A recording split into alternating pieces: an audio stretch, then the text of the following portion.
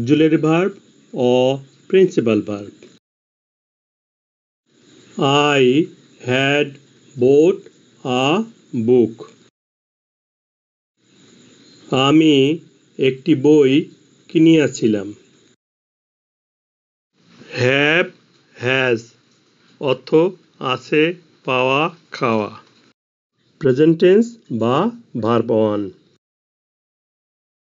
Had past tense বা verb two. Had past participle বা verb three. Buy অর্থ ক্রয় করা। প্রেজেন্ট টেন্স বা ভার্ব ওয়ান।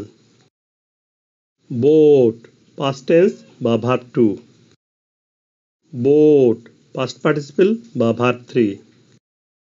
এ বাক্যে হ্যাড অক্সিলারি ভার্ব এবং principal verb bought past participle. তাহলে বাক্যটি পাস্ট পারফেক্ট টেন্স। এখানে auxiliary verb had past perfect tense গঠনে সহায়তা করতেছে। হ্যাড যখন অক্সিলারি ভার্ব হবে তখন ইহার কোনো অর্থ থাকবে না। I had a book.